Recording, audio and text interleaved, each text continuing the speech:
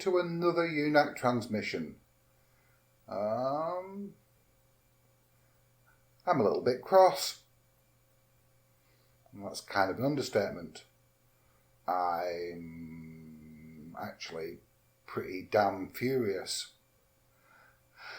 Not sure if I should be recording this. Not sure if I should be even getting involved. I should probably just do the Buddha thing and go and sit under a tree and contemplate, navel gaze, and come to some sense of transcendent understanding and move on from it. Not feeling very Buddha-like today. I mean, I've been on a diet and exercising for one thing, but for the other, I'm actually feeling like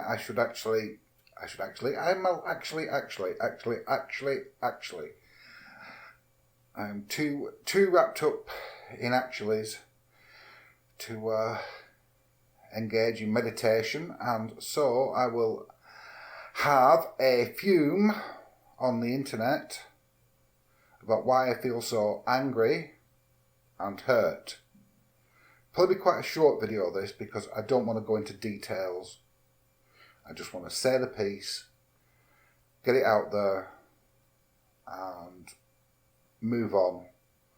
Although, if I could get it past the 10-minute mark, it would always do good for the YouTube metrics, which I've really stopped caring about, to tell you the truth. I only do this because it's something that I don't want to stop doing, if that makes sense. Anyway, let's be vague about this. Let's do it as a kind of parable. So you can just imagine we've moved on from Buddhism now to Christianity. I'm here like I haven't quite lost. I'm sort of in the weight range between Buddha and Jesus. So like a slimmed down Buddha or a portly Jesus, standing here, well, actually sitting on the couch, delivering a parable. And this is called the parable of, what can we call it? The parable of I can't think of a name for a parable. I was just going to say something offensive, but I don't want to just toss out insults.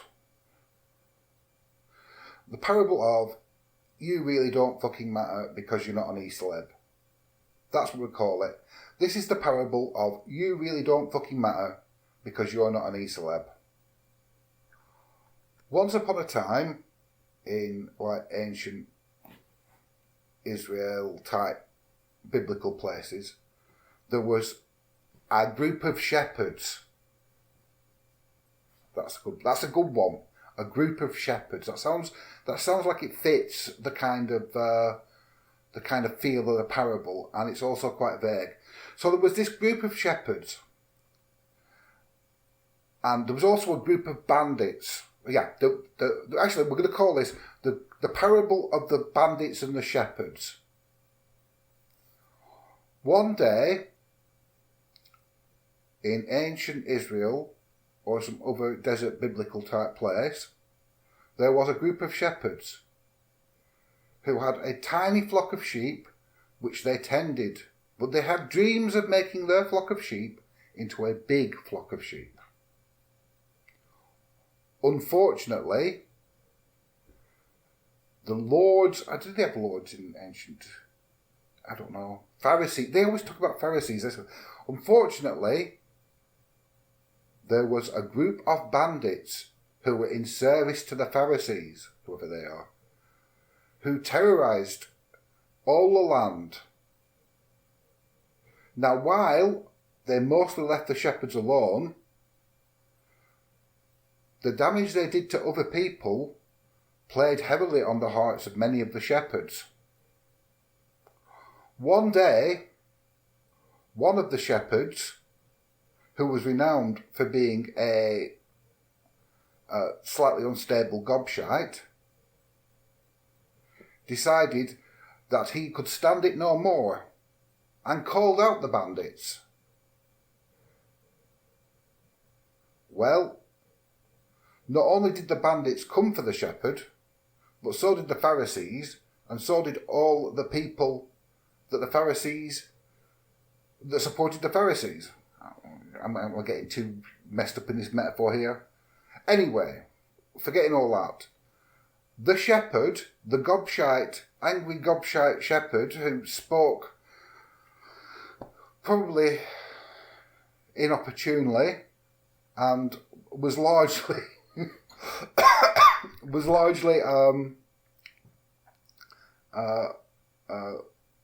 a person who didn't.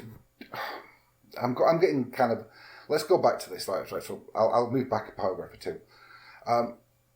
One day, one of the shepherds who was righteous, that's a better word than angry gobshite, isn't it? Who was a righteous angry gobshite, got sick of the bandits and the mischief they were causing.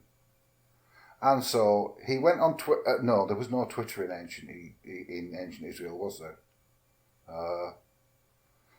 I don't know what he could have done then. What would he do instead of Twitter? Sent out some pigeons or something? Yeah.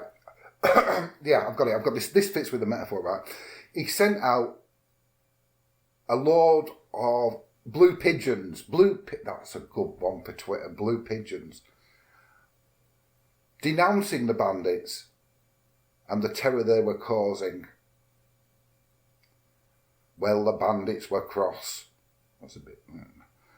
That's not really very parable-like, is it? Cross. Anger grew in the hearts of the bandits and in the Pharisees, who relied on the bandits to fill their coffers. And so the bandits and the Pharisees came for the righteous, open brackets, angry gobshite, close brackets, shepherd. And they dragged him through the streets, dragged him through the mud, and called him every name, every blasphemy under the heaven or something. And when this happened, the rest of the tribe of shepherds said nothing, all except for a couple who joined in with the Pharisees, denouncing the shepherd. And lo, did that righteous shepherd walk out into the desert amongst the Samaritans. That's another thing, like, yeah. And he found comfort amongst the Samaritans. Yeah, that'll do, right? So he found comfort amongst the Samaritans who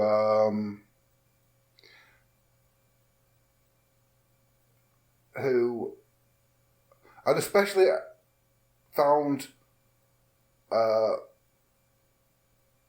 like these.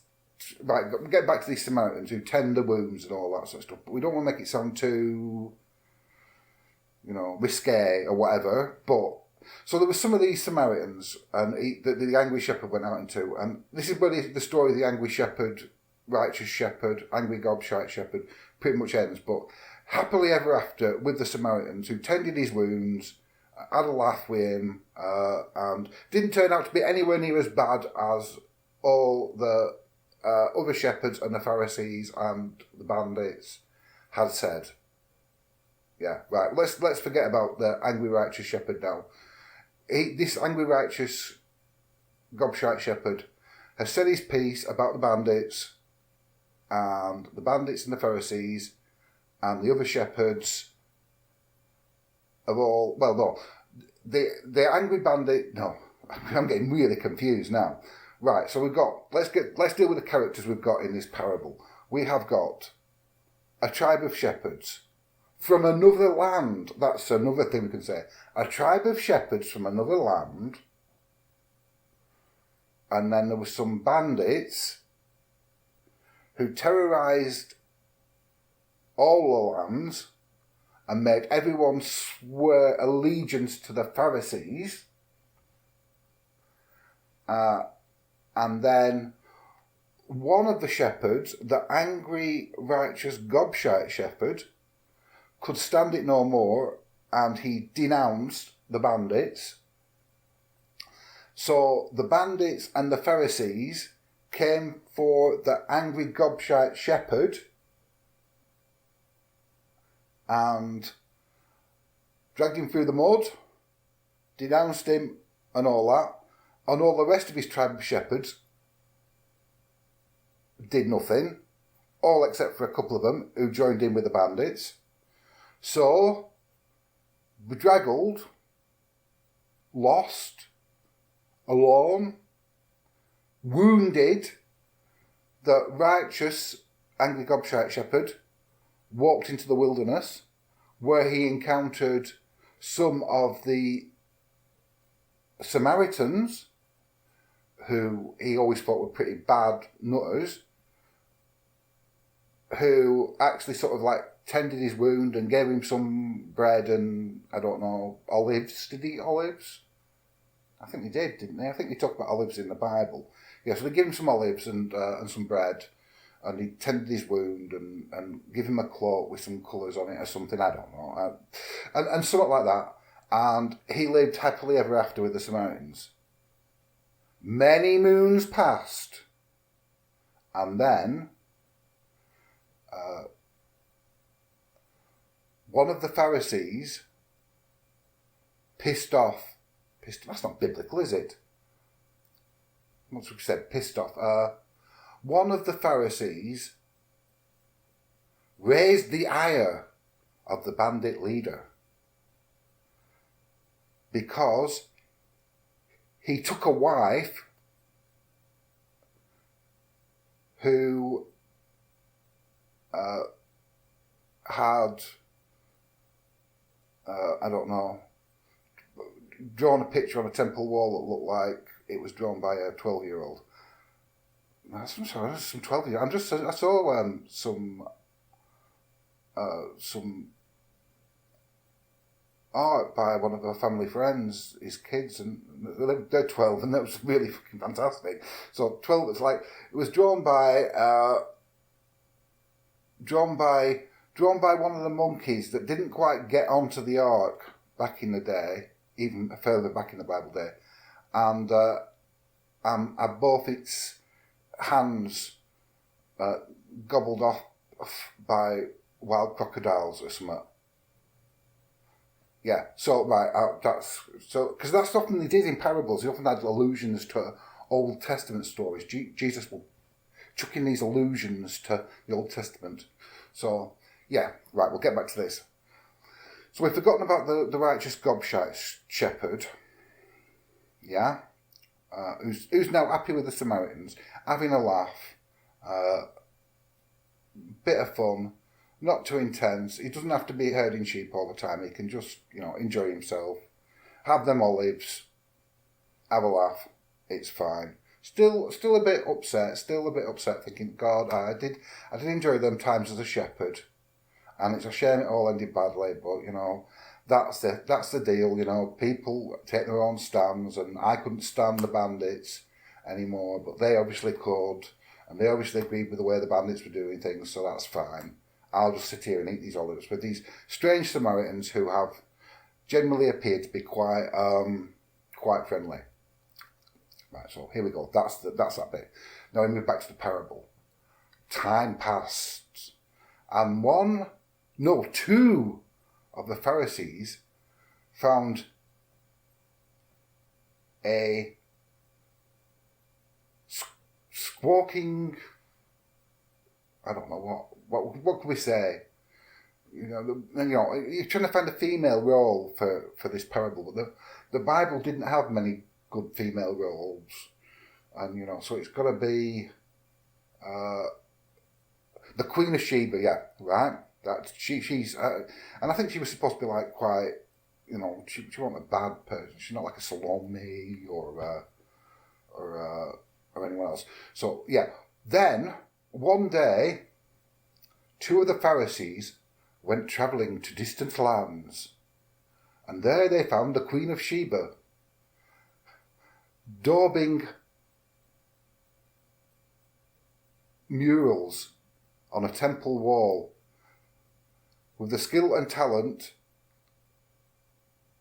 of one of the monkeys that fell off the ark in Noah's times and got most of its fingers nibbled off by an alligator that was chasing the ark because it was in a freeway with the other two alligators that were on there, and God didn't approve of that kind of shit. Right, so the Queen of Sheba got her fingers nibbled off.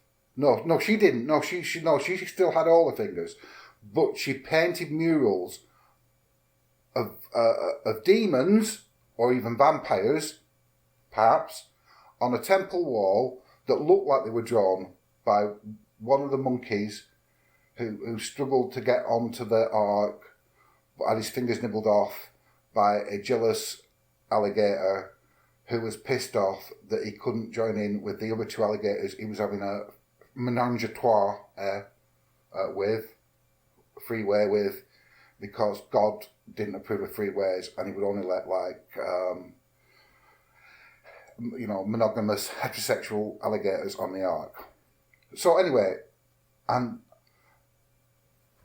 the Pharisees saw this mural and thought, fucking hell, it's shite, but God, as the Queen of Sheba, got some knockers. No, not at all. Not at all. It was something like, and though they indeed witnessed the poorness of the representation, they realised that the Queen of Sheba had a whole huge treasure chest and millions of loyal Shebaites or cats or something. I don't know. And they realised that would be good for the Pharisees. So they elevated her on one of those chairs with sticks under it and carried her back to the land of the bandits and Pharisees, going, "Lo, look what we have found. It is the Queen of Sheba, and she has drawn a picture of a demon." And that's honestly what it is, if you look. And although it is her talent alone that is the reason we elevate her, and not because of her millions of followers, and not because of her knockers, and lo, we must all worship her, and lo, we must all pay tithes to her. And the bandits grew angry, and one of them had a beard. In fact, the head bandit had a beard, strange beard that, it's actually pretty biblical, that beard. It's like the kind of thing that, it is kind of like a biblical beard. So you can imagine this bandit had this biblical beard, and he stroked it. He was like, oh, the Pharisees have betrayed the principles of their religion and shown them to be just interested in followers and knockers. And oh, is this a bad thing? The bandit tribe must denounce these two Pharisees. And we must drag them through the mud like we did that shepherd who... Let's not forget about the shepherd. He's not a part of the story anymore. The righteous, angry gobshite shepherd. He's happy with he's way away, happy with the Samaritans. He's occasionally putting offensive messages on blue pigeons and chucking them at the Pharisees and chucking them at the bandits. But it's just an occasional distraction because, olives get boring and all them oily feet washes get boring and dancing around in a many-coloured jacket gets kind of boring. So occasionally he has to throw these blue pigeons with "you is a dick" or something else like that in Aramaic towards the Pharisees and towards the bandits. Anyway, so we get back. So the Pharisees have arrived back in whatever town, some ancient town, and they've got the Queen of Sheba on this seat, golden throne with this sticks underneath the carrying her, and she's got this huge lump of rock with this pair of tits with pair of fangs, and a couple of bats in the background, and some crappy Photoshop. No, they didn't have Photoshop in the ancient world, did they? What would they have instead of Photoshop? I don't know. What could we have instead of Photoshop in the ancient biblical world? It'll be like, and the Holy Spirit fell over the mural and slightly blurred the edges and created lens flares to make up for the fact that the Queen of Sheba couldn't be asked to shade it. Yeah, right. So that's it. So that's and they came back to that land and they said, "Lo, we have found the Queen of Sheba, and lo, is she not the greatest artist? And lo, should we not give her loads of tithes and adore her?" And the bandit leader with his great big strange beard said, "Fuck that for a game of soldiers." Yeah, well, he said that. "May a pox be upon thee, and may thy backside or thy backhole be taken by the bandits." And the Pharisees and the bandits went to war. And they, well, they didn't actually go to war. They just kind of like bitched at each other on live streams. But I don't know what the biblical thing of that is. And lo, did they stand at the top of towers and shout mediocre insults at each other. And those insults were, though they were mediocre, they were so loud that they were even heard in the land of the Samaritans, where the Samaritans all laughed at them, poured oil over each other's feet, ate olives, and danced around in many coloured cloaks. Yeah. But the king Pharisee, what did the Pharisee? No, the Pharisee did with like a priestly caste, weren't they? So like head honcho Pharisee, right after unleashing a plague of frogs everywhere, decided that he no longer needed the bandits, and after approving of the bandits' activities all along, decided that he was better off with the Queen of Sheba. So he denounced the bandits. And the bandits were angry, and they fumed, and they made proclamations, and they generally did what the bandits did. But the Pharisees had been separated from the bandits, and they toured the land, shouting from towers about how the bandits were no good anymore, and how they'd never approved of them anyway, and they'd never benefited from all the general shenanigans that the bandits did. And then they came upon the shepherds. And the shepherds denounced the bandits and sided with the Pharisees. And the shepherds claimed that they supported the Pharisees in their righteous campaign against the evil domination of the bandits. I'm getting kind of confused here. It's not really having the punch of a parable, so I'll try and sort of like wind it back and make it a bit more concise. Let's see. So, and lo, did the Pharisees descend upon the shepherds, and the shepherds saw the Pharisees, and they saw their honeyed but false words of denouncement of the bandits.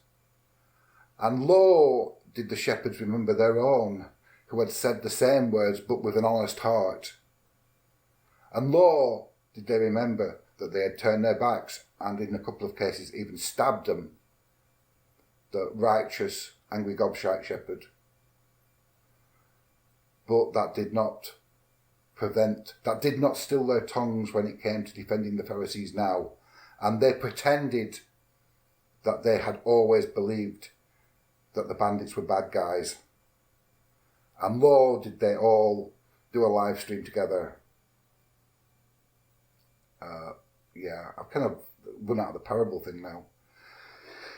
Like I say, I'm not going to go into any more details. I've done the parable of the shepherds, the bandits, the Pharisees, the Samaritans, the Queen of Sheba, The monkey with its fingers bitten off by a jealous freeway alligator, and fucking hell, you guys have really disappointed me. You really have fucking disappointed me. So, bye, and fuck that show for a game of soldiers or some other shit. Bye.